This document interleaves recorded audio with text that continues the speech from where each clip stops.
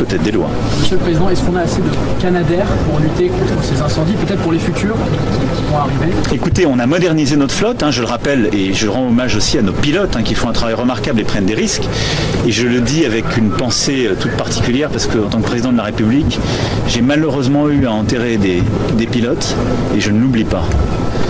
Ce sont des femmes et des hommes avec leurs mécanos qui sont eux aussi qui prennent des risques immenses. Qu'est-ce qu'on a fait ces dernières années? On a modernisé la flotte.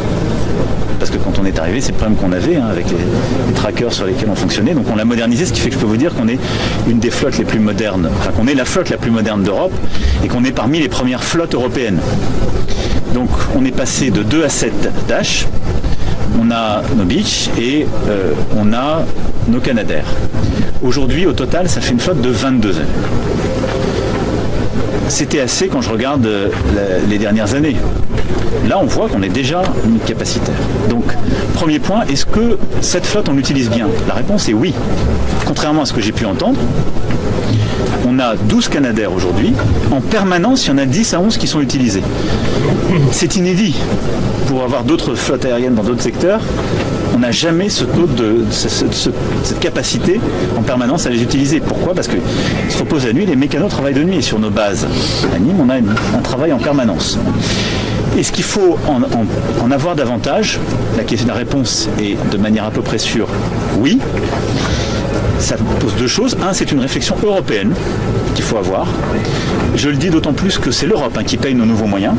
On a développé une stratégie européenne, je l'ai portée, c'est la France qui en a pris l'initiative, mais je le dis pour toutes celles et ceux qui parfois critiquent l'Europe paye 100% de nos moyens actuels, les nouveaux qu'on achète.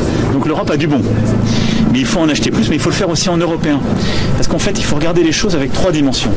On a besoin d'une flotte européenne, si on veut être à l'étage. Ensuite, il faut des capacités opérationnelles nationales, en particulier pour la maintenance.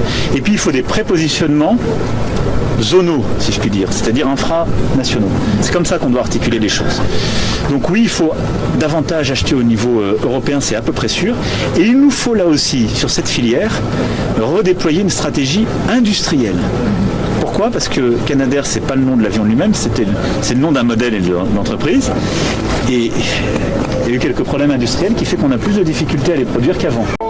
Chantez, compagnons, dans la nuit, la liberté nous écoute.